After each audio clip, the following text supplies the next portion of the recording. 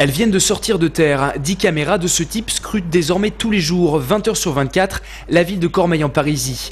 Dans le centre de supervision, les dernières technologies de vidéosurveillance, des images reliées directement au commissariat d'Argenteuil. On a 9 dômes, donc des caméras rotatives, donc, où on peut visionner sur 360 degrés, plus zoomer sur les sites, plus une caméra fixe. Du côté du maire, on préfère prévenir que guérir.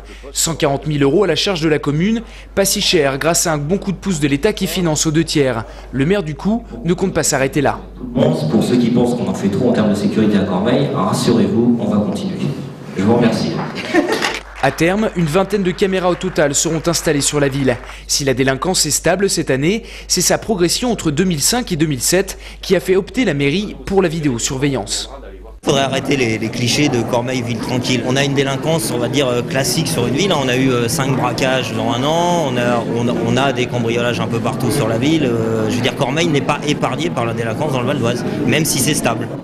Et ce projet de vidéosurveillance a même séduit les élus de l'ancienne équipe d'opposition socialiste.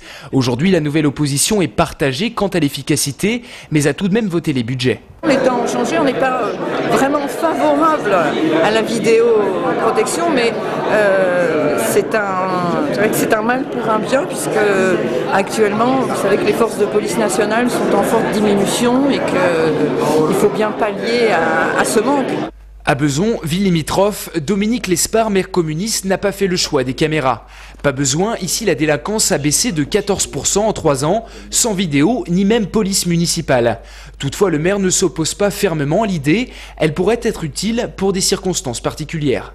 On ne l'exclut pas a priori, mais quand tous les autres moyens ont été essayés. Parce qu'on sait que ça coûte très cher, on sait que ce sont des réponses très onéreuses et qu'on préfère investir sur l'humain, sur l'accompagnement des personnes, plutôt que sur de la mécanique dont le résultat n'est pas absolument sûr.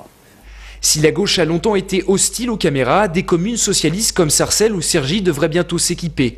Si Sarcelles n'a pas encore acté le projet, le maire se dit favorable. Quant à Cergy, les premières caméras seront installées au mois d'avril.